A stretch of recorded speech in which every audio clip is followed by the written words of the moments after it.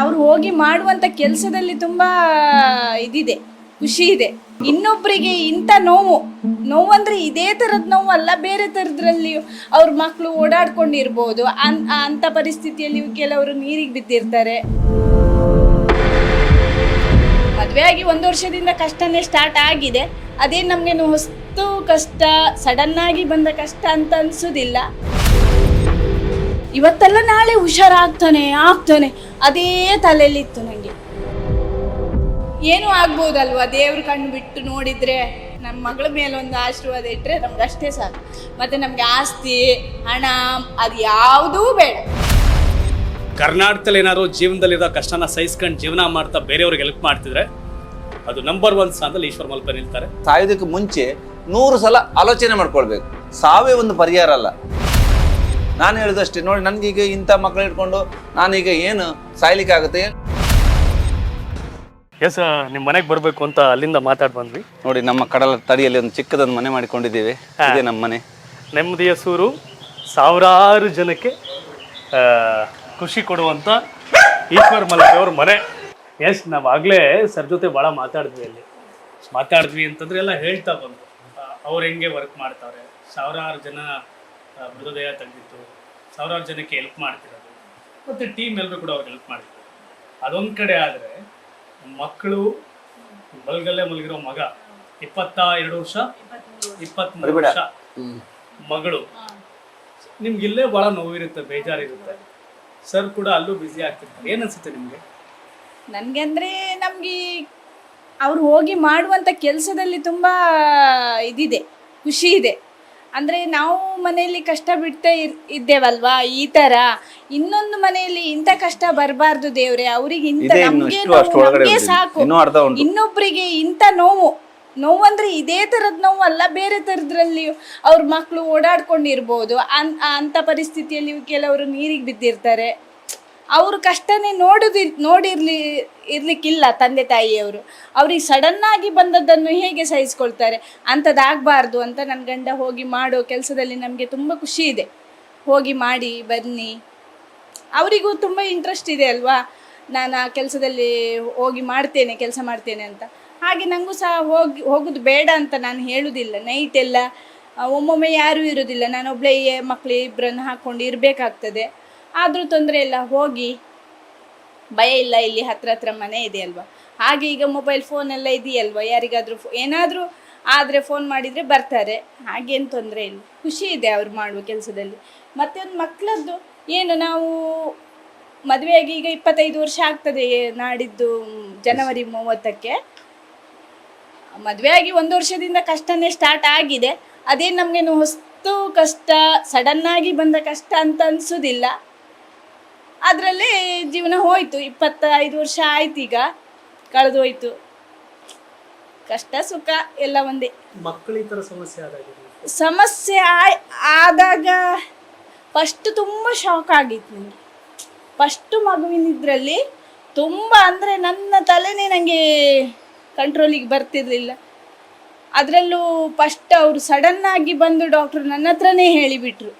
ನಾನು ಆ ಥರ ಎಣಿಸಿರ್ಲಿಲ್ಲ. ನನ್ನ ದೊಡ್ಡ ಮಗ ಇದರಲ್ಲಿ ಅವನು ನೋಡೋದಕ್ಕೆ ತುಂಬ ಚೆನ್ನಾಗಿದ್ದ. ಅಂದರೆ ನಾವಿಬ್ಬರು ತುಂಬ ಸಣ್ಣ ಇದ್ವಿ, ಗಂಡ ಹೆಂಡತಿ, ಫುಲ್ಲು ಬ್ಲ್ಯಾಕ್ ಕಲರ್ ಆಗಿದ್ವಿ. ಆವಾಗ ಅವನು ಮಾತ್ರ ತುಂಬ ಬಿಳಿಯಾಗಿ ತುಂಬ, ನಮ್ಮ ಮಗು ಅಂತ ಯಾರೂ ಹೇಳಲಿಲ್ಲ. ಕೆಲವ್ರು ನೀವೆಂತ ತೊಗೊಂಡು ಸಾಕಿದ್ದ ಕೇಳಿದರು ಆ ಮಗುನ ನೋಡಿ.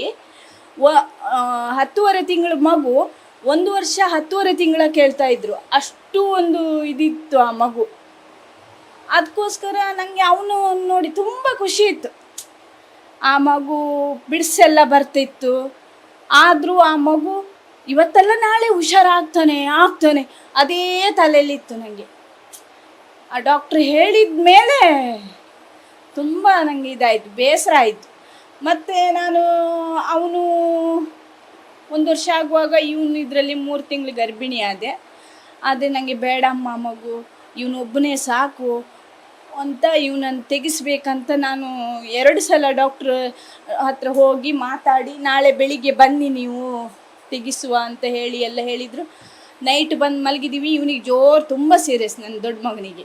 ಮತ್ತೆ ಪುನಃ ಹಾಸ್ಪಿಟ್ಲಿಗೆ ಹೋಗಿ ಅಡ್ಮಿಷನ್ ಆದ್ವಿ. ಹಾಗಾಗಿ ಇವನನ್ನು ಇದು ಮಾಡ್ಲಿಕ್ಕೆ ಆಗಲಿಲ್ಲ. ಏನೋ ಆ ಮಗು ಚೆನ್ನಾಗಾಗತ್ತೆ ಅಂತ ಹೇಳಿದರು ಡಾಕ್ಟರ್.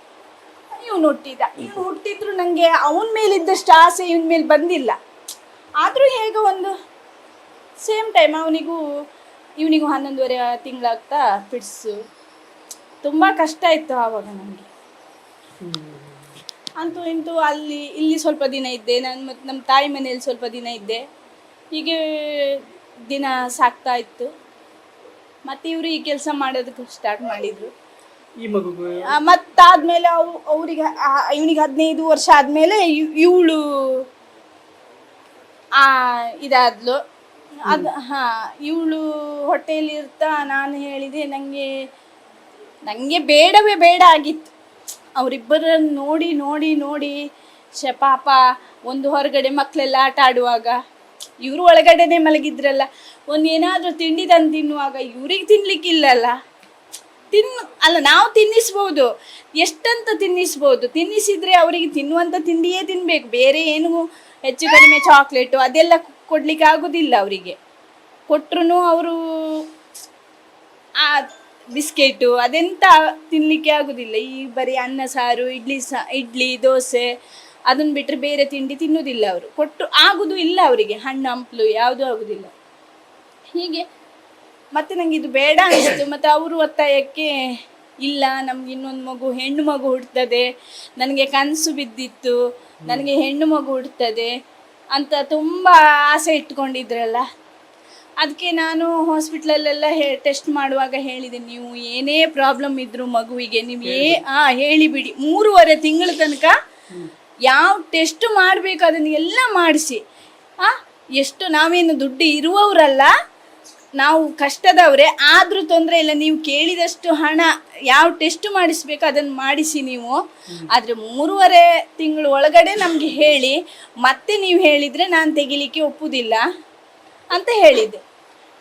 ಮಾಡಿಸಿದ್ರು ಆ ಟೆಸ್ಟು ಈ ಟೆಸ್ಟು, ಆ ಮಗು ಟೆಸ್ಟು, ಇನ್ನೊಂದು ಮಗು ಟೆಸ್ಟು, ನಮ್ಮಿಬ್ರು ಗಂಡ ಹೆಂಡ್ತಿದ್ದು ಬ್ಲಡ್ ಟೆಸ್ಟು ಎಲ್ಲ ಟೆಸ್ಟು ಮಾಡಿಸಿ ಲಾಸ್ಟ್ 7.5 ತಿಂಗಳಿಗೆ ನೀವು ಬಂದು ಅಡ್ಮಿಷನ್ ಆಗಿ ಮಗುನ ನಾಳೆ ಬೆಳಿಗ್ಗೆನೇ ತೆಗಿಬೇಕು. 7.5 ತಿಂಗಳಿಗೆ ಅಷ್ಟೊತ್ತಿಗೆ 4 ತಿಂಗಳಾಗುವಾಗ ನನಗೆ ಹೇಳಿದರು ಡಾಕ್ಟ್ರು, ನಿಮ್ಮ ಹೊಟ್ಟೆಯೊಳಗೆ ಇರುವುದು ಹೆಣ್ಣು ಮಗು ಅಂತ. ಆವಾಗ ಆಗ ನಾನು ಎಣಿಸ್ಕೊಂಡೆ, ಗಂಡು ಮಕ್ಕಳಾಗಿ ಆ ಥರ ಆಗಿರ್ಬೋದು, ಹೆಣ್ಣು ಮಗು ಆ ಥರ ಆಗಿರ್ಲಿಕ್ಕಿಲ್ಲ. ಹಾಗೆಲ್ಲ ಒಂದ್ಸಲ ಈಗ ನಾವು ಇವರು ಮಕ್ಕಳಿರುವಾಗ ಸಣ್ಣದಿರುವಾಗ ಏನಾದರೂ ಈ ದೈವದ್ದು ನಾಗದೇವ್ರದ್ದು ಅದರದ್ದೆಲ್ಲ ಉಪದ್ರದಿಂದ ಆ ಮಕ್ಕಳು ಆಗಿದ್ದಂತ ತುಂಬ ಕಡೆ ಕೇಳಿಸ್ಲಿಕ್ಕೆಲ್ಲ ಕರ್ಕೊಂಡು ಹೋಗ್ಬೇಕಾದ್ರೆ ಇವರಿಬ್ರು ತುಂಬ ಹ್ಯಾಂಡಿಕ್ಯಾಪ್ ಹೀಗೆ ಎತ್ಕೊಂಡು ಹೋಗ್ಬೇಕಿತ್ತು. ನನ್ನ ತಂಗಿ ಮಗಳು ಓಡಾಡ್ತಿದ್ಲು, 3 ವರ್ಷ ಅವಳಿಗೆ ಆವಾಗ, ತಂಗಿ ಮಗಳಿಗೆ. ಇವಾಗ ಮದುವೆ ಆಗಿದೆ ಅವಳಿಗೆ. ಅವಳು ಆವಾಗ ಅಲ್ಲಿ ಕೇಳಿಸ್ಬೇಕಾದ್ರೆ ಅವರು ಹೇಳಿದರು, ನಿಮ್ಮ ಫ್ಯಾಮಿಲಿಗೆ ಹೆಣ್ಣು ಮಕ್ಕಳು ಹುಟ್ಟಿದರೆ ಸರಿಯಾಗಿ ಹುಡ್ತಾರೆ, ಗಂಡು ಮಕ್ಕಳು ಇವಳಿಗಂತಲ್ಲ ಇನ್ನು ಇವಳಿಗೆ ತಂಗಿಯವರಿದ್ದವರಿಗೆ ಹುಟ್ಟಿದ್ರು ಸೇಮ್ ಇದೇ ಪ್ರಾಬ್ಲಮ್ ಅಂತ ಹೇಳಿದರು. ನಂಗದು ಒಂಥರ ತಲೆಗೋಯ್ತು. ಓ, ಗಂಡು ಮಕ್ಕಳಾಗೋದಕ್ಕೆ ಹಾಗೇನು, ಹೆಣ್ಣು ಮಗು ಚೆನ್ನಾಗಿ ಹುಟ್ಟಬಹುದು ಅಂತ. ಆದರೂ ಅವ್ರು ಹೇಳಿದಾಗೆ ಆಗಲಿಲ್ಲ. ನನ್ನ ತಂಗಿಗೂ ಗಂಡು ಮಗು ಆಯಿತು. ಅವನು ಇವಾಗ ಸೆಕೆಂಡ್ ಇಯರ್ PUC ಇದ್ದಾನೆ, ಅವನು ಚೆನ್ನಾಗಿದ್ದಾನೆ. ಮತ್ತು ಮತ್ತೊಬ್ಳಿಗೆ ತಂಗಿಗೂ ಗಂಡು ಮಗು ಆಯಿತು. ಹಾಗೇನಾಗಿಲ್ಲ ಅವರಿಗೆ, ನನಗೆ ಮಾತ್ರ ಪ್ರಾಬ್ಲಮ್ ಆದದ್ದು. ಅವ್ರ ಮಕ್ಕಳೆಲ್ಲ ಚೆನ್ನಾಗಿದ್ದಾರೆ. ಹಾಗೆ ಇವರದ್ದು ಅಕ್ಕನ ಮಕ್ಕಳು, ತಮ್ಮನ ಮಕ್ಕಳು ಎಲ್ಲ ಚೆನ್ನಾಗಿದ್ದಾರೆ. ಬಟ್ ಇಷ್ಟೆಲ್ಲ ಕಷ್ಟ ಇದೆ, ಇಷ್ಟೆಲ್ಲ ನೋವಿದೆ.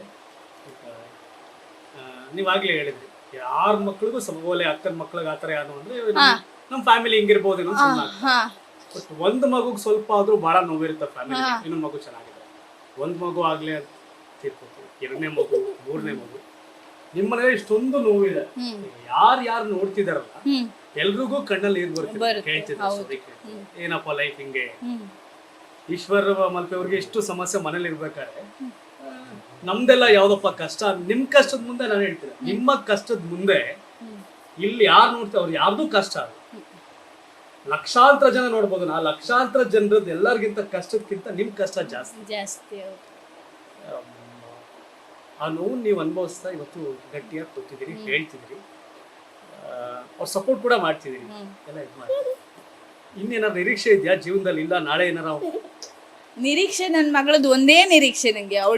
ನಾವು ಈ 3 ಜನ ಮಕ್ಕಳಲ್ಲಿ ಬಂದಿದ್ದ ಕಷ್ಟಕ್ಕೆ ಅವಳೊಂದು ಸಾಧಾರಣ ಮಟ್ಟಿಗಾದ್ರೂ ನಡೆದು ಡಾಕ್ಟರ್ ಏನ್ ಹೇಳ್ತಾರೆ? ನಿಧಾನ ಅಂತ ಹೇಳ್ತಾರೆ. ಇವಳಿಗೆ ಹಾ, ನಿಧಾನದಲ್ಲಿ ಅಂತ ಹೇಳ್ತಾರೆ, ಕರೆಕ್ಟಾಗಿ ಹೇಳುದಿಲ್ಲ. ನಿಧಾನ ಇಷ್ಟು ಆದ್ಲಲ್ಲ ಅಂತ ಹೇಳ್ತಾರೆ ಅವ್ರು. ಫಸ್ಟ್ ನಾವು 8.5 ತಿಂಗಳು ಇರ್ಬೇಕಾದ್ರೆ ಇಲ್ಲ ಏನೂ ಇಲ್ಲ, ಈ ಮಗು ಸೇಮ್ ಬೆಡ್ಡಲ್ಲೇ ಹೇಳ್ತಾಳೆ, ಏನಾರ ಮಾಡ್ತಾಳೆ, ಬಿಟ್ರು ಹೋಗ್ತಾಳೆ ಅಲ್ಲಿ. ಡಾಕ್ಟರ್ ಏನು ಎಲ್ಲೆಲ್ಲಿ ತೋರಿಸಿದಿರಾ? ಮಣಿಪಾಲದಲ್ಲಿ. ಏನಂತಾರೆ ಮಣಿಪಾಲ್ ಡಾಕ್ಟರ್? ಮಣಿಪಾಲ್ ಡಾಕ್ಟ್ರು, ನರದ ಡಾಕ್ಟರ್ ಇದ್ದಾರಲ್ಲ, ಅವರು ತುಂಬ ಕರೆಕ್ಟಾಗಿ ನಮಗೆ ಇದು ಕೊಡಲಿಲ್ಲ, ಭರವಸೆ ಕೊಡ್ತಾ ಇಲ್ಲ ಅವರು. ಮತ್ತು ಇವಳನ್ನು ಟೆಸ್ಟ್ ಮಾಡುವ ಡಾಕ್ಟ್ರು ಫುಲ್ ನಿಧಾನವಾಗಿ ಆಗ್ತಾಳೆ ಅಂತ ಹೇಳ್ತಾ ಇದ್ದಾರೆ. ಇವಳ ಮಕ್ಕಳು ಡಾಕ್ಟರ್ ಇದ್ದಾರಲ್ಲ, ಅವ್ರು ಹೇಳೋದು ಇಷ್ಟು ಕ್ಯೂರ್ ಆಗಿದ್ದಾಳೆ, ನಾವು ಟೆಸ್ಟಿಗೆ ಹೋಗ್ತಾ ಪುನಃ ನೋಡುವಾಗ ತುಂಬ ಇದು ಆ್ಯಕ್ಟಿವ್ ಆಗ್ತಾಳೆ ಅವಳು ಅಂತ ಅವ್ರು ಹೇಳೋದು.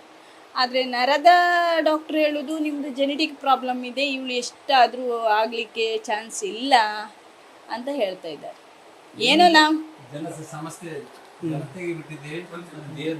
ಹೌದು, ದೇವರ ಮೇಲೆ ಭಾರ ಹಾಕಿದ್ದೇವೆ. ದೇವರಿಗೆ ಏನಾದರೂ ಒಂದು ಸ್ವಲ್ಪ ಆದರೂ ಒಂದು ಇಷ್ಟು ಕಷ್ಟ ಬಿಟ್ಟಿದ್ದಾರಲ್ಲ ಇವರು ಅಂತ ಒಂದು ಚೂರು ಕರುಣೆ ಇದ್ರೆ, ಆ ದೇವ್ರು ಒಂದು ಚೂರು ಕಣ್ಣು ಬಿಟ್ರೆ ಏನೂ ಆಗ್ಬೋದಲ್ವಾ? ದೇವ್ರು ಕಣ್ಣು ಬಿಟ್ಟು ನೋಡಿದ್ರೆ, ಹಾಗೆ ಏನಾದರೂ ಒಂದು ಪಕ್ಷ ನಮ್ಮ ಮೇಲೆ ಕಣ್ಣು ಬಿಟ್ಟು ನೋಡಿ ನಮ್ಮ ಮಗಳ ಮೇಲೆ ಒಂದು ಆಶೀರ್ವಾದ ಇಟ್ಟರೆ ನಮ್ಗೆ ಅಷ್ಟೇ ಸಾಕು. ಮತ್ತು ನಮಗೆ ಆಸ್ತಿ ಹಣ ಅದು ಯಾವುದೂ ಬೇಡ. ಸಾಧ್ಯ ಆದರೆ ಹೇಳೋದಲ್ಲ ಭಗವಂತ. ನಾನು ಒಂದು ಮಾತು ಕೇಳ್ತಿದ್ದೆ ಇಲ್ಲ ಆಗಲೇ, ನೀವು ವಿಡಿಯೋ ಕಂಟಿನ್ಯೂಷನ್ ನೋಡಿರ್ತೀರಿ. ನೀವೆಷ್ಟು ಜನಕ್ಕೆ ಹೆಲ್ಪ್ ಮಾಡಿದ್ದೀರಾ, ಎಷ್ಟು ಮೃತದೇಹ ತೆಗ್ದಿದ್ದೀರಾ, ನೂರಾರು ಮಕ್ಕಳಿಗೆ ಚಿಕಿತ್ಸೆಗೆ ಹೆಲ್ಪ್ ಮಾಡಿದ್ದೀರಾ, ಬರೆದಿಟ್ಕೊಂಡಿದ್ದೀರಾ ಈಶ್ವರ್ ಅವರೇ ಅಂತ ಕೇಳಿದೆ. ನಾನು ಯಾಕೆ ಬರೀಲಿ ಶಿವ ಅವರೇ, ಭಗವಂತ ಮೇಲೆ ಬರೀತಿರ್ತಾನೆ, ಬರ್ಕೋತಿರ್ತಾನೆ ಅಂತ. ಈಗಲೂ ಇವ್ರು ಹೇಳ್ತಿರೋದು ನೋಡಿದ್ರೆ ಇನ್ನೂ ದೇವರು ನಾಳೆ ಒಳ್ಳೇದು ಮಾಡ್ಬೋದು ಅಂತ ಸಮ್ಟೈಮ್ ಅನ್ಸುತ್ತೆ. ದೇವ್ರು ಇದ್ದಾನೆ ಅಂತ ಎಲ್ಲ ಅಂತಾರೆ, ಬಟ್ ನಿಜವಾಗ್ಲೂ ಈ ಒಂದು ಪ್ರಕರಣ, ಈ ಮನೆ ಇದನ್ನು ನೋಡಿದಾಗ ಯಾಕಪ್ಪ ಇಲ್ಲದೆ ಇರೋ ದೇವ್ರನ್ನ ಇದ್ದಾನೆ ಅಂತ ಹೇಳ್ತೀಯ ಅನ್ನೋದು ಅಂದ್ಬಿಡುತ್ತೆ. ನಿಜವಾಗ್ಲೂ ಇಷ್ಟೊಂದು ಕಷ್ಟದಲ್ಲಿ, ಇಷ್ಟೊಂದು ಕಣ್ಣೀರಲ್ಲಿ ಕೈ ತೊಳಿತಾ ಇರ್ತಕ್ಕಂಥ ಈಶ್ವರ್ ಮಲ್ಪೆ ಅವ್ರ ಫ್ಯಾಮಿಲಿ, ಗೊತ್ತಿಲ್ಲ ಏನು ಹೇಳಬೇಕು, ನನಗೆ ಗೊತ್ತಾಗ್ತಿಲ್ಲ ಏನು ಪ್ರೇ ಮಾಡಬೇಕು, ಏನು ಕತೆನೋ. ಬಟ್ ಇನ್ನು ಭರವಸೆ ಅನ್ನೋದು ಇದೆಯಲ್ಲ ಮನುಷ್ಯನಿಗೆ, ಅದೊಂದೇ. ಬಟ್ ಈ ನಡುವೆನೂ ಅಷ್ಟೇ, ಮಕ್ಕಳೇನು ಎತ್ತ ಅಂತ ನೋಡಿದೆ, ಅವರು ಮನೆ ಬಿಟ್ಟು ಬೆಂಗಳೂರಿಗೆ, ತುಮಕೂರಿಗೆ, ದುರ್ಗಾಗೆ ಎಲ್ಲ ಪೊಲೀಸರು, ಅಗ್ನಿಶಾಮಕ, NDRF ಎಲ್ಲ ಕೈ ಚೆಲ್ದಾಗ್ಲೂ ಹೋಗಿ ಅಲ್ಲಿ ಬಾಡಿ ಅದನ್ನು ತೆಗೆದು, ಇನ್ಯಾರೋ ನೂರಾರು ಮಕ್ಕಳಿಗೆ ಫಂಡ್ ಸಾಕಾಗ್ತಿಲ್ಲ ಅಂದಾಗ ಅವ್ರಿಗೆ ಲಕ್ಷಾಂತರ ಫಂಡ್ ಅರೇಂಜ್ ಮಾಡ್ಕೊಡೋದ್ರಿಂದ ಹಿಡಿದು, ಇಂಟರ್ವ್ಯೂ ಶುರು ಮಾಡಿದಾಗ ಯಾರಿಗೋ ಬ್ಲಡ್ ಇಲ್ಲ, ಬ್ಲಡ್ ಬೇಕು ಅಂತ ಹೇಳಿದ್ರು. ಅಲ್ಲಿ ಇಮಿಡಿಯೇಟಾಗಿ ಈಗಾಗಲೇ ಅವ್ರ ಮನೆಗೆ ಇಂಟರ್ವ್ಯೂಲಿ ಮೂವ್ ಆಗೋ ಅವ್ರಿಗೆ ಬ್ಲಡ್ ಅರೇಂಜ್ ಆಯಿತು ಮಣಿಪಾಲ್ ಆಸ್ಪತ್ರೆಯಲ್ಲಿ. ಇಷ್ಟೆಲ್ಲ ಒಳ್ಳೆ ಕೆಲಸ ಮಾಡೋ ವ್ಯಕ್ತಿಗೆ ಇಷ್ಟೊಂದೆಲ್ಲ ಕಷ್ಟ ಯಾಕೆ ಅನ್ನೋ ಪ್ರಶ್ನೆ ನನ್ನನ್ನು ಕಾಡುತ್ತೆ. ಒಂದು ವರ್ಷನ್ ಕರ್ನಾಟಕದಲ್ಲಿ ಈಶ್ವರ್ ಮಲ್ಪೆ ಬಿಟ್ಟರೆ ಯಾರೂ ಇಲ್ಲ, ಬಿಕಾಸ್ ಆಫ್ ಈ ವಿಚಾರ ಬಂದಾಗ. ಮಗನಿಗೆ 23 ವರ್ಷ. ಫಸ್ಟ್ ನೀವು ನೋಡಿದಾಗ ಏನಾರು ಅನ್ಸುತ್ತಾ ಹೊರಗಡೆ ಬಂದಾಗ, ಇಲ್ಲ ಈ ನೋವು ಕಣ್ಣೀರೆಲ್ಲ ಕಡಿಮೆ ಆಗೋಗಿದೆಯಾ, ಏನು ಇಲ್ವಾ, ಏನು ಕತೆ? ಇಲ್ಲ, ನನಗೆ ಈ ಜನಗಳ ಸೇವೆ ಮಾಡಿ ಮನೆಗೆ ಬರುವಾಗ ಮನೆಯಿಂದ ಎಲ್ಲ ನಾನು ಬಿಟ್ಟು ಹೊರಗೆ ಹೋಗ್ತೀನಿ. ಆದರೆ ಮನೆಗೆ ಬಂದಾಗ ನಮಗೆ ಒಂಥರ ಬೇಜಾರಾಗ್ತದೆ ಈ ಮಕ್ಕಳು ನೋಡಿ. ಆದರೂ ಸಹ ದೇವರು ಕೊಟ್ಟದ್ದು ನಾವು ಪಡ್ಕೊಳ್ಳೇಬೇಕು. ಕಷ್ಟ ಅಂತ ನಮಗೆ ಮರಕ್ಕೇನು ಬರಲ್ಲ, ನಮಗೆ ಬರಬೇಕು. ಮನುಷ್ಯ ಆದಮೇಲೆ ದೇವ್ರದ್ದು ಒಂದು ಪ್ರೇರಣೆ ಇಲ್ಲದ್ರೆ ಒಂದು ಹುಲ್ಲು ಕಡ್ಡಿಯೂ ಹಲ್ಲಾಡಲ್ಲ. ಅದೇ ರೀತಿ ದೇವ್ರು ನನಗೇನು ಕಷ್ಟ ಕೊಟ್ಟಿದ್ದಾರೆ, ಅದನ್ನು ನಾವು ಕಷ್ಟ ಅಂತ ತಿಳ್ಕೊಳ್ಬಾರ್ದು. ಧೈರ್ಯದಿಂದ ನಾವು ಇದೇ ಭೂಮಿಯಲ್ಲಿ ಹುಟ್ಟಿದ್ದು, ಇದೇ ಭೂಮಿಯಲ್ಲಿ ಅನುಭವಿಸ್ಬೇಕಂತ ಅನಿಸ್ಕೊಳ್ತೀನಿ. ಈಶ್ವರವ್ರು ಹೇಳಿದ್ನಲ್ಲ, ಪ್ರಪಂಚದಲ್ಲಿ ಕೆಲವು ಮಂದಿ ಪಡುವಂಥ ಕಷ್ಟದ ಲೆಕ್ಕ ಹಾಕೊಂಡ್ರು ನಿಮ್ಮದು ಆ ಸಾಲಿಗೆ ಬಂದು ನಿಲ್ಬೋದೇನೋ. ಮನೆಯಲ್ಲಿ ಆಗಲೇ ಹೇಳಿದಲ್ಲ, ಮದುವೆ ಆದಮೇಲೆ ಮೊದಲ ಮಗು, 2ನೇ ಮಗು, 3ನೇ ಮಗು, ಈ 3 ಮಕ್ಳಿಗೂ ಈ ರೀತಿಯ ಸಮಸ್ಯೆ. ಜೊತೆಗೆ ನೀವು ಹೋಗ್ಬಿಟ್ಟು ಬೇರೆ ಸಾವಿರಾರು ಜನರ ಸಮಸ್ಯೆ ಕಿವಿ ಕೊಡ್ತೀರಿ. ಅಳಪ್ಪ ಇಲ್ಲೇನೋ ಎಕರೆಗಟ್ಟಲೆ ಮನೆ ಕಟ್ಕೊಂಡಿದ್ದೀರಾ, ಕೋಟಿಗಟ್ಟಲೆ ಇನ್ಕಮ್ ಬರುತ್ತೆ, ಅದು ಯಾವುದೂ ಇಲ್ಲ. ತಾಯಿಗೆ ಇಲ್ಲಿ ಓಡಾಡಲಿಕ್ಕೆ ವಾಶ್ರೂಮ್ ಸರಿ ಇಲ್ಲ ಅಂತ ಅಕ್ಕನ ಮನೆಗೆ ತಾಯಿನ ಶಿಫ್ಟ್ ಮಾಡಿದಿರಿ. ಎಸ್, ಇನ್ನೊಂದು ನಾನು ಕೇಳ್ಕೋಬೇಕು ಅಂತ, ಯಾರಾದರೂ ಇವ್ರಲ್ಲಿ ಮಣಿಪಾಲ್ ಇಲ್ಲೆಲ್ಲ ತೋರಿಸಿದ್ದಾರೆ, ಇನ್ಯಾರಾದರೂ ಇದನ್ನು ಡಾಕ್ಟರ್ಸ್ ನೀವ್ಯಾರು ನೋಡ್ತಿದ್ರೆ, ನಿಮ್ಗೆ ಯಾರೋ ಡಾಕ್ಟರ್ ಪರಿಚಯ ಇದ್ದರೆ, ಇಲ್ಲೇನಾರು ಆ ವೈದ್ಯಕೀಯ ರಂಗದಲ್ಲಿ ಇನ್ನೂ ಏನಾರು ಸಮಥಿಂಗ್ ಏನೋ ಮಾಡ್ಬೋದು ಅನ್ನೋ ಭರವಸೆ ನಿಮಗಿದ್ರೆ ದಯವಿಟ್ಟು ಅದನ್ನು ತಿಳಿಸಿ ನಮಗೆ. ತಿಳಿಸಿದ್ರೆ ಅನುಕೂಲ ಆಗುತ್ತೆ. ಯಾಕಂದರೆ ಅವ್ರು ಆಗಲೇ ಹೇಳಿದ್ರು, ಇಬ್ಬರು ಗಂಡು ಮಕ್ಳಿಗೆ ಹಂಗಾಯಿತು, ಒಬ್ಬ ಮಗ ಈಗ ಜೊತೆಗಿಲ್ಲ, ಇನ್ನೊಬ್ಬ ಮಗ ಅಲ್ಲಿದ್ದಾನೆ, ಇದ್ರೂ ಕೂಡ ಆ ಮಗು ಆಟ ಆಡ್ತಿಲ್ಲ ಅಂದರೆ ನಮಗೆ ಕೈಕಾಲು ನಿಂತೋಗುತ್ತೆ ಸಪ್ಕಿದ್ರೆ. ಆದರೆ 23 ವರ್ಷದಿಂದ ಮಗು ಮಲಗಿದೆ ಅಂತಂದಾಗ ಆ ತಂದೆ ತಾಯಿ ಹೃದಯ ಏನಾಗಬೇಡ. ಇನ್ನು ಈ ಹೆಣ್ಮಗು ಇಲ್ಲೋ ಏನೋ ಆಗುತ್ತೆ ಅನ್ನೋ ಭರವಸೆ, ಗಂಡು ಮಕ್ಳಿಗೆ ಏನೋ ಹಂಗಾಗೋಯ್ತು, ಹೆಣ್ಮಗು ಸರಿ ಹೋಗುತ್ತೆ ಅನ್ನೋದಿತ್ತು. ಆ ಮಗುಗೂ ಒಂದಷ್ಟು ಸಮಸ್ಯೆ. ಸೊ ಏನಾದರೂ ನಿಮ್ಗೆ ಆ ಥರದ ಡಾಕ್ಟರ್ಸ್ ಸರಿ ಹೋದಂಥ ಉದಾಹರಣೆ, ಆ ಕನೆಕ್ಟಿವಿಟಿ ಇದ್ದರೆ ದಯವಿಟ್ಟು ತಿಳಿಸಿ. ಯಾಕಂದರೆ ಸಾವಿರಾರು ಜನರ ಲೈಫಲ್ಲಿ ಒಳ್ಳೆ ಹೆಲ್ಪ್ ಮಾಡೋ ಮನುಷ್ಯ ನಮ್ಮ ಈಶ್ವರ್ ಮಲ್ಪೆ. ಅವ್ರಿಗೊಂದಷ್ಟು ಹೆಲ್ಪ್ ಆದರೆ ನಮಗೆಲ್ಲ ಖುಷಿ ಆಗುತ್ತೆ. ಅದೊಂದು ರಿಕ್ವೆಸ್ಟ್ ನಾನು ನಿಮ್ಮಲ್ಲಿ ಮಾಡ್ತೀನಿ. ಬಟ್ ಫೈನಲಿ ಜನಕ್ಕೆ ಏನು ಹೇಳ್ತೀರಿ? ಈ ಥರ ಎಷ್ಟೋ ಜನ ಮಕ್ಕಳುಗಳನ್ನ ಭಾಳ ಒದ್ದಾಡ್ತಿರ್ತಾರೆ, ಅವ್ರಿಗೇನು ಹೇಳ್ತೀರಿ ನೀವು? ಕಷ್ಟ ಬಂತಂತ ಹೆದರಿ ಓಡಬಾರ್ದು ಯಾರೇ ಆಗಲಿ. ಮತ್ತು ಸಾಲ ಆಯಿತು ನಮಗೆ, ಆ ಸಾಲದವ್ರು ಕೇಳ್ತಾರೆ, ಅದಕ್ಕೂ ನಾವು ಹೆದರ್ಕೊಳ್ಬಾರ್ದು. ಇವತ್ತಲ್ಲ ನಾಳೆ ಕೊಡ್ತೀವಿ, ಅವ್ರೇನು ಸಾಯಿಸ್ತಾರ ನಮ್ಮನ್ನು. ಈಗ ಕಾಯಿಲೆ ಬಂದದ್ದು, ಪ್ರಾಣ ತಕ್ಕೊಂಡು ಹೋಗೋದೇ ಅಂತ ಕಾಯಿಲೆ ಬಂದು ತಕೊಂಡು ಹೋಗ್ಲಿ, ಯಾವುದಕ್ಕೂ ಹೆದರಬಾರ್ದು ಮನುಷ್ಯ ಆದ ಮೇಲೆ. ಒಂದು ಕಡೆ ಮನೆ ತುಂಬ ಪ್ರಶಸ್ತಿಗಳು ಸಾಲು. ಸೊ ಇದೆಲ್ಲ ನೋಡಿದಾಗ ಮತ್ತು ಈ ಕಷ್ಟ ಜೀವನದ ಬಗ್ಗೆ ನೀವು ಹೇಳಿದ್ರಿ, ಈಗ ಒಂದು ಭಾಳ ಖುಷಿ ಆಯಿತು. ಎಷ್ಟೇ ಕಷ್ಟ ಬರಲಿ, ಸಣ್ಣ ಸಮಸ್ಯೆಗಳು ಆತ್ಮಹತ್ಯೆ ಮಾಡ್ಕೋಬಾರ್ದು, ಧೈರ್ಯವಾಗಿರ್ಬೇಕು ಅಂತ ಹೇಳ್ತಿದ್ದಾರೆ. ನಿಮ್ಗೆ ಅರ್ಥ ಆಗುತ್ತೆ. ಯಾರು ನಿಮ್ಮ ಜೀವನದಲ್ಲಿ ಸಾಕಪ್ಪ ಜೀವನ ಸಾಯಬೇಕು ಅನ್ಸರ್ ಇದೊಂದ್ಸರಿ ಇವ್ರ ವಿಡಿಯೋ ಮತ್ತು ಇವ್ರ ಮಾತು ನೋಡಿ, ಜೀವನ ಮತ್ತೇನೋ ಇದೆ ಅಂತ ಬದುಕಬೇಕಾಗತ್ತೆ. ಸರ್ ಫೈನಲಿ ಈಶ್ವರ್ ಸರ್ ನಮಸ್ತೆ. ಜನರಿಗೆ ಈಶ್ವರ್ ಮಲ್ಪೆ ಅವರ ಸಾಧನೆ ನಾನು ಆಗಲೇ ಬಳಸ್ತಾ ಒಂದು ಪದ ಬಳಸೆ, ಯಾರಿಗೂ ಅಲ್ಲ ಎಲ್ರಿಗೂ ದಕ್ಕಲ್ಲ ಸಮುದ್ರ, ಎಲ್ರಿಗೂ ದಕ್ಕಲ್ಲ ನೀರು ಅಲ್ವಾ. ಎಲ್ಲರೂ ಸ್ವಲ್ಪ ಅಷ್ಟೊಂದು ಇಡ್ತಾ ಇರಲ್ಲ, ಅಷ್ಟೆಲ್ಲ ಇಡ್ತಾ ಇದೆ. ಬಟ್ ಬದುಕಲ್ಲಿ ಒಂದು ಸಮಸ್ಯೆಗಳಿದೆ. ಬಟ್ ಎಲ್ರಿಗೂ ಒಂದು ರೆಪ್ರೆಸೆಂಟ್ ಆಗಿ ನಿಲ್ತಿದ್ದೀರಿ, ಕಷ್ಟ ಕಣ್ಣೀರು ಒರೆಸ್ತಾ ಇದ್ದೀರಿ. ಜನಕ್ಕೆ ಏನು ಹೇಳ್ತೀರಿ ನೀವು? ಏನು ಅಪೀಲ್ ಮಾಡ್ತೀರಿ ಈಶ್ವರು? ನಾನು ಹೇಳೋದಿಷ್ಟೇ ಜನಗಳಿಗೆ, ಕಷ್ಟ ಅಂತ ಎಲ್ರಿಗೂ ಬರ್ತದೆ. ಆದರೆ ಅದನ್ನು ಕಷ್ಟವನ್ನು ನಾವು ಸುಖ ಅಂತ ಪಡ್ಕೊಳ್ಬೇಕು. ಯಾಕೆಂದರೆ ಈಗ ಒಬ್ಬರಿಗೆ ತುಂಬ ಕಷ್ಟ ಬಂದಿರ್ತದೆ, ಆತ್ಮಹತ್ಯೆ ಮಾಡಿಕೊಂಡು. ಮೊನ್ನೆ ನಾವು ಹೆಸರುಘಟ್ಟದಲ್ಲಿ ಬಂದಿದ್ದೇವೆ. ಹೆಸರುಘಟ್ಟ ಬರುವಾಗ ಒಂದು 3 ವರ್ಷದ ಮಗು ತಾಯಿ ಇಬ್ಬರು ಅಲ್ಲಿ ಹೊಳೆಗೆ ಹಾರ್ಕೊಂಡು ಲೇಕಿಗೆ ಹಾರ್ಕೊಂಡು ಆತ್ಮಹತ್ಯೆ ಮಾಡಿಕೊಂಡ್ರು. ನಾನು ಹೇಳೋದಿಷ್ಟೇ, ಆ ತಾಯಿ ಆಗಲಿ ಮಗು ಆಗಲಿ, ತಾಯಿಗೆ ಎಷ್ಟೋ ತನ್ನ ಗಂಡ ಎಷ್ಟೋ ಕಷ್ಟ ಕೊಟ್ಟಿರ್ಬೋದು, ಅದಕ್ಕೆ ಅಂತ ತಿಳಿದವರು ಯಾರಾದರೂ ದೊಡ್ಡವರು ಸಂಬಂಧಪಟ್ಟವರು ಹಾಗೆ ಈಗ ಸಾವಿದಕ್ಕೆ ಮುಂಚೆ ಒಂದು ನಂಬರ್ ಇದೆ, ಆ ನಂಬರ್ಗೆ ಫೋನ್ ಮಾಡಿ ತಮ್ಮ ಕಷ್ಟ ಏನಾದೊಂದು ಹೇಳ್ಬೇಕು. ಇಲ್ಲ ಪೊಲೀಸ್ ಸ್ಟೇಷನಲ್ಲಾದರೂ ಹೇಳ್ಬೋದು, ಯಾರಾದ್ರೂ ಸಮಾಲೋಚನೆ ಮಾಡಬೇಕು. ಒಂದು ಸಾಯೋದಕ್ಕೆ ಮುಂಚೆ 100 ಸಲ ಆಲೋಚನೆ ಮಾಡ್ಕೊಳ್ಬೇಕು. ಸಾವೇ ಒಂದು ಪರಿಹಾರ ಅಲ್ಲ. ನಾನು ಹೇಳಿದಷ್ಟೇ ನೋಡಿ, ನನಗೀಗ ಇಂಥ ಮಕ್ಕಳು ಇಟ್ಕೊಂಡು ನಾನೀಗ ಏನು ಸಾಯ್ಲಿಕ್ಕೆ ಆಗುತ್ತೆ? ಅಲ್ಲಿ ನಮ್ಮ ಕಲ್ಮಡಿ ಹತ್ರ ಅವ್ರಿಗೆ 2 ಕಾಲಿಲ್ಲದಾಗ ಅವ್ರೇನು ಕಳ್ಳತನ ಅದು ಇದೇನು ಮಾಡಿಲ್ಲ. ಅಲ್ಲೊಂದು ಅಂಗಡಿ ಹಾಕಿ ಬೊಂಡ ಎಳ್ನೀರು ಕೆತ್ತ ಎಲ್ಲ ದಿನ ನಡೀತಾ ಇದ್ದಾರೆ. ಅದೇ ಹೇಳಿದೆ, ಎಷ್ಟೋ ಜನ ಒಂದು ಕೈ ಇಲ್ಲದವರು ಆಟೋ ಬಿಡ್ತಾ ಇದ್ದಾರೆ, ಕಾಲಿಲ್ಲದವರು ದುಡಿತಾ ಇದ್ದಾರೆ. ಅದೇ ಥರ ಸ್ವಾವಲಂಬಿಯಾಗಿ ಬದುಕಬೇಕು. ಏನು ಕಷ್ಟ ಬಂದರೂ ಒಂದು 100 ಜನ ಎಲ್ಲರ ಥರನ ಇರಬೇಕಂತ ನಾನು ಕೇಳ್ಕೊಳ್ತಾ ಇದ್ದೇನೆ. ನಾನು ಇಷ್ಟು ವರ್ಷ ಜರ್ನಲಿಸಮಲ್ಲಿ ಬೇರೆ ವ್ಯಕ್ತಿಗಳನ್ನ, ರಾಜಕಾರಣಿ ಎಲ್ಲರನ್ನೂ ಇಂಟರ್ವ್ಯೂ ಮಾಡಿರ್ಬೋದು, ಸೆಕೆಂಡ್ರಿ. ಆದರೆ ನನಗೆ ಭಾಳ ಇಷ್ಟವಾದಂಥ, ಖುಷಿಯಾದಂಥ, ನನಗೂ ಜೀವನ ಅರ್ಥ ಆದಂಥ ಇಂಟರ್ವ್ಯೂ ಅಂದರೆ ತಪ್ಪಾಗೋದಿಲ್ಲ. Hats off sir. ಕರ್ನಾಟಕದಲ್ಲಿ ಏನಾದ್ರು ಜೀವನದಲ್ಲಿರೋ ಕಷ್ಟನ ಸಹಿಸ್ಕೊಂಡು ಜೀವನ ಮಾಡ್ತಾ ಬೇರೆಯವ್ರಿಗೆ ಹೆಲ್ಪ್ ಮಾಡ್ತಿದ್ರೆ ಅದು ನಂಬರ್ 1 ಸ್ಥಾನದಲ್ಲಿ ಈಶ್ವರ್ ಮಲ್ಪೆ ನಿಲ್ತಾರೆ, ಅದರಲ್ಲಿ ಯಾವುದೇ ಡೌಟ್ ಇಲ್ಲ. ಸೊ ನೀವು ನನ್ನ ಈ ದಾರಿದೀಪ ಕಾರ್ಯಕ್ರಮಕ್ಕೆ ಬೆಸ್ಟ್. ನಾನು ಇನ್ನೂ ಎಷ್ಟು 100 ಎಪಿಸೋಡ್ ಮಾಡ್ಬೋದೇನೋ, ಎಷ್ಟೋ ಜನಗಳ ಬಗ್ಗೆ ರೆಫರ್ ಮಾಡಿ ಹೋಗ್ಬೋದೇನೋ. ಖಂಡಿತವಾಗಿ ಬೆಸ್ಟ್ ಆಗಿ ಈಶ್ವರ್ ಮಲ್ಪೆ ನಿಲ್ತಾರೆ. And thank you so much. ನಿಮ್ಮ ಸಾಮಾಜಿಕ ಕಳಕಳಿ, ಬೇರೆಯವ್ರಿಗೆ ಹೆಲ್ಪ್ ಮಾಡಬೇಕು, ಎಲ್ಲವೂ ಆಗಲಿ. ನನಗೆ ಇವೆಲ್ಲ ನೋಡಿದಾಗ ಭಗವಂತ, ದೇವರು ಇದ್ದಾನೆ, ಅದು ಇದು ಆ ನಂಬಿಕೆಗಳು ಹೊಡೋಗ್ಬಿಡುತ್ತೆ. ನಿಮ್ಮನ್ನು ನೋಡಿದಾಗ ನಂಬಿಕೆ ಹೋಗುತ್ತೆ. ಯಾಕೆಂದ್ರೆ ಅವರು ಹಾಗೆ ಈಗ ದೇವರು ಇಲ್ಲ ಅಂತ ನಾನು ಸಹ ಏನು ಮಾಡ್ತೇನೆ, ಕೆಲವು ಟೈಮಲ್ಲಿ ನೀರಿಗೆ ಇಳಿಯುವಾಗ ನಮ್ಮ ಟೀಮ್ ಒಳ್ಳೆ ನಮಗೆ ಸಪೋರ್ಟ್ ಮಾಡ್ತಾರೆ. ನಮ್ಮೊಟ್ಟಿಗೆ ಆ ಟೀಮ್ನೊಟ್ಟಿಗೆ ನಾನು ಎಲ್ಲಾದರೂ ಹೋಗುವಾಗ ಮೊದಲಾಗಿ ದೇವರಿಗೆ ಕೈ ಮುಗಿತೀನಿ. ದೇವರು ಇಲ್ಲ ಅಂತಲ್ಲ, ನಾವು ಸಮಸ್ತ 10 ಜನ ಒಬ್ಬರಿಗೆ ನಾವು ಕೈ ಮುಗಿದ್ರೆ ಖಂಡಿತವಾಗಿ ಫಲ ಕೊಡ್ತದೆ. ನಾವು ಒಬ್ಬೊಬ್ಬರೇ ಕೇಳಿದಲ್ಲ, 10 ಜನ ಒಟ್ಟಾಗಿ, ಯಾಕೆಂದರೆ 10 ಜನ ಮೊರೆ ಯಾಕಂದ್ರೆ 10 ಜನ ಕೂಗು ಅಲ್ಲ, ಎಲ್ಲರೂ ಕೂಗ್ತಿರ್ತಾರೆ, ಎಲ್ಲ ಇರ್ತಾರೆ, ದಯವಿಟ್ಟು ಒಂದು ಮೃತದೇಹ ಸಿಗ್ಲಿ ಅಂತ ಆ ಪ್ರೇರಣೆ ಇರ್ತದೆ.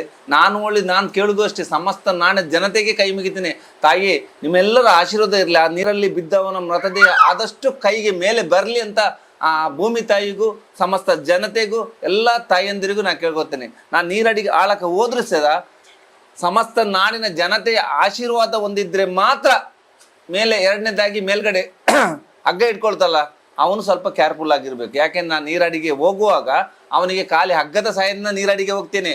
ನೀರು ಅಡಿಯಲ್ಲಿ ಏನಾಗ್ತದೆ ಅಂತ ಅವ್ರಿಗೆ ಏನು ಗೊತ್ತಾಗಲ್ಲ, ಯಾಕಂದ್ರೆ ಅರ್ಧ ಗಂಟೆ ನೀರಾಳದಲ್ಲಿ ಮೃತದೇಹ ಹುಡುಕ್ತಾ ಇರ್ತೀನಿ. ಅಡಿಯಲ್ಲಿ ನನಗೆ ಏನಾದರೂ ಸಿಕ್ಕಾಕೊಂಡಿದ್ದ ಅಲ್ಲ, ಹೂಳಲ್ಲಿ ಸಿಕ್ಕಾಕೊಂಡಿದ್ರೆ ನಾನು ಸಿಗ್ನಲ್ ಕೊಡೋದು ಖಾಲಿ ಹಗ್ಗದ ಸಹಾಯದಿಂದ. ಒಂದು ಸಲ ಹೇಳಿದ್ರೆ ಸ್ವಲ್ಪ ಬಿಡಬೇಕು, ಎರಡನೇ ಸಲ ಸಿಗ್ನಲ್ ಕೊಟ್ಟರೆ ಸ್ವಲ್ಪ ಬಿಡಬೇಕು, ಮೂರನೇ ಸಲ ಈಗ ಸಿಗ್ನಲ್ ಕೊಟ್ಟರೆ ನನ್ನ ಮೇಲೆ ಎಳಿಬೇಕಂತ ಅವನಿಗೆ ಮಾತ್ರ ಗೊತ್ತಿರ್ತದೆ. ಯಾಕೆ ಮೇಲೆ ಇದ್ದವನು ಮಾತ್ರ ನನ್ನ ಬದುಕಿಸಬಹುದಲ್ಲಿ. ಎರಡನೇದಾಗಿ ದೇವರ ಮೊರೆ ಹೇಳ್ತೇನೆ, ಅದು ದೇವರದೊಂದು ನನಗೊಂದು ಪ್ರೇರಣೆ ಇದ್ರೆ ನೀರಡಿಯಲ್ಲಿ ಕೇವಲ 5 ನಿಮಿಷದಲ್ಲಿ ಎಷ್ಟೋ ದಿನಗಳು ಸಿಗದ ಮೃತದೇಹ ಅಂದ್ರೆ ಡಿಕಂಪೋಸ್ ಆದ ಮೃತದೇಹ ಸಹ ಕಣ್ಣು ಮುಚ್ಚಿಕೊಂಡು ನೋಡಿದ್ರೆ ಸಹ ಆ ಮೃತದೇಹದ ಹತ್ತಿರನೇ ಹೋಗ್ತದೆ. ಯಾಕೆಂದ್ರೆ ಫಾರ್ ಎಕ್ಸಾಂಪಲ್ ಮೊನ್ನೆ ಇಲ್ಲೊಂದು ಚಿನ್ನ ಕಳ್ಕೊಂಡು 2 ದಿನ ಆಗಿದೆ. ಸಮುದ್ರದಲ್ಲಿ ಹೊಳೆಯಲ್ಲಿ ಬಿದ್ದರೆ ಎಲ್ಲಿ ಸಿಗ್ತದೆ? ಇದು ನಾನು 2 ದಿನ ಬಿಟ್ಟು ಆ ಜಾಗಕ್ಕೆ ಹೋದಾಗ ನೀರು ಆಳದಲ್ಲಿ 30 ಅಡಿ ಆಳದಲ್ಲಿ ಹುಡುಕುವಾಗ ಸುಮಾರು ಕತ್ತಲೆಯಲ್ಲಿ ಸಹ ಆ ಚಿನ್ನ ಸಿಕ್ಕಿದೆ ಅಂತ ರಿಯಲಿ ಗ್ರೇಟ್ ಆಗಿದೆ. ಯಾಕೆಂದ್ರೆ ನಾನು ದೇವರ ಪ್ರೇರಣೆ ಮಾಡ್ತೇನೆ. ಯಾವ ವಸ್ತು ನೀರಡಿ ಆಳಕ್ಕೆ ಹೋಗ್ಬೇಕಾದ್ರೆ ದೇವರನ್ನು ನೆನೆಸ್ಕೊಳ್ತೇನೆ, ಸಮಸ್ತ ತಾಯಿಯಂದಿರನ್ನು ನೆನೆಸ್ಕೊಳ್ತೇನೆ. ಯಾಕೆಂದ್ರೆ ಸಮಸ್ತ ನಮ್ಮ ಕರ್ನಾಟಕದ ಎಲ್ಲ ತಾಯಿಯಂದಿರ ಆಶೀರ್ವಾದ ಹೊಂದಿದ್ರೆ ಮಾತ್ರ ನಾನು ಮೇಲೆ ಬರಲಿಕ್ಕೆ ಆಗ್ತದೆ. ನಾನು ಇಲ್ಲಿ ಕೂತ್ಕೊಂಡಿಲ್ಲ, ಇಷ್ಟೆಲ್ಲ ಕಷ್ಟ ಕೊಟ್ಟಿದ್ದಿಲ್ಲ ದೇವರೇ, ನೀನು ಇದೆಯಾ ಅನ್ನೋ ಪ್ರಶ್ನೆ ಮಾಡ್ತಿದ್ದೆ. ಈಗಲೂ ಅಷ್ಟೇ ಅವ್ರು ಹೇಳೋದು, ಇಲ್ಲ ನಾವೇನಾರ ಉಳಿದಿದ್ರೆ ಎಲ್ಲರೂ ಭಗವಂತನ ಕೃಪೆ ಏನೋ ಆಗುತ್ತೆ ಅನ್ನೋದು ಅವ್ರು ಹೇಳ್ತಿದ್ದಾರೆ. ಈಗಲೂ ಇಷ್ಟೇ ಕೇಳೋದು, ಏನಾದರೂ ದೇವರು ಭಗವಂತ ಎಲ್ಲ ಪ್ರೇಯರ್ ಮಾಡೋರು ಇದ್ದರೆ ಅಟ್ಲೀಸ್ಟ್ ಇನ್ನಾದರೂ ಖುಷಿ ಸಿಗಲಿ ಅಂತ. ನೀವು ಕೋಟಿ ಕೊಟ್ಟರು ಕೂಡ ಈ ಮಕ್ಕಳು ಸರಿ ಹೋಗದೆ ಅವ್ರಿಗೆ ನೆಮ್ಮದಿ ಬರಲ್ಲ, ಈ ಮಕ್ಕಳು ಸರಿ ಹೋಗದೆ ತಾಯಿ ಖುಷಿ ಆಗಲ್ಲ. ಸೊ ಇನ್ನೂ ಏನಾರ ಆ ಮಿರಾಕಲ್ ಆಗೋದಿದ್ರೆ ಇಲ್ಲಿ ಆಗಲಿ ಅಂತ ನಾನು ಬೇಡ್ಕೋತೀನಿ. ಆ್ಯಂಡ್ ನಂಗೆ ಭಾಳ ಖುಷಿ ಆಯಿತು ಈಶ್ವರ್ ಅವರೇ, and thank you so much. Thank you sir. ಎಷ್ಟು ಸಾಧ್ಯ ಆಗುತ್ತೋ ಇವ್ರ ಪರವಾಗಿ ನೀವು ಬೇಡ್ಕೊಳ್ಳಿ, ಜೊತೆಗೆ ಅವ್ರ ಬೆನ್ನೆಲುಬಾಗಿ ಎಷ್ಟು ನಿಲ್ಬೋದಲ್ಲ ಅಷ್ಟು ನಿಲ್ಲಿ. ಯಾರೋ ಮಲ್ಪೆಗೆ ಬಂದರೆ ಮಲ್ಪೆ ಬೀಚ್ ಅಷ್ಟೇ ಅಲ್ಲ, ಮಲ್ಪೆ ಅಂದಾಗ ಈಶ್ವರ್ ನೆನಪಾಗಬೇಕು. ಬಿಕಾಸ್ ಆಫ್ ಆ ರೀತಿ ಬದುಕ್ತಿದ್ದಾರೆ, ಆ ರೀತಿ ಬಾಳ್ತಿದ್ದಾರೆ, ಆ ರೀತಿ ಸಹಾಯ ಮಾಡ್ತಿದ್ದಾರೆ. ಆ್ಯಂಡ್ ನನ್ನ ದಾರಿದೀಪ ಎಪಿಸೋಡ್ನ ಬೆಸ್ಟ್ ಎಪಿಸೋಡ್ ಅಂತ ಹೇಳ್ತಾ, ನಾನು ಮುಂದಿನ ಎಪಿಸೋಡ್ನಲ್ಲಿ ಮತ್ತೊಂದು ವ್ಯಕ್ತಿಯನ್ನು ಪರಿಚಯ ಮಾಡಿಕೊಡ್ತೀನಿ. ಯಾಕೆಂದರೆ ಒಬ್ಬೊಬ್ಬರು ಒಂದೊಂದು ರೀತಿಯ ದಾರಿದೀಪವಾಗಿ ಕಾಣ್ತಾರೆ ಮನುಷ್ಯನ ನಮ್ಮ ಜೀವನದಲ್ಲಿ. ಸೊ ನಿಮಗೆ ಈಶ್ವರ್ ಅವರ ಈ ಬದುಕನ್ನು ನೋಡಿದಾಗ ಸೊಸೈಟಿಗೆ ಹೇಗೆ ಹೆಲ್ಪ್ ಮಾಡಬೇಕು, ಕಷ್ಟವನ್ನು ಹೇಗೆ ಸಹಿಸ್ಕೋಬೇಕು, ಎಲ್ಲವೂ ಕೂಡ ನಿಮಗೆ ಈ ಬೆಳಕು ಸಿಕ್ಕಿರುತ್ತೆ ಅಂತ ಭಾವಿಸ್ತೀನಿ. ಧನ್ಯವಾದ. ಇದು ಕರ್ನಾಟಕ ಟಿವಿ, ಕನ್ನಡಿಗರ ಧ್ವನಿ.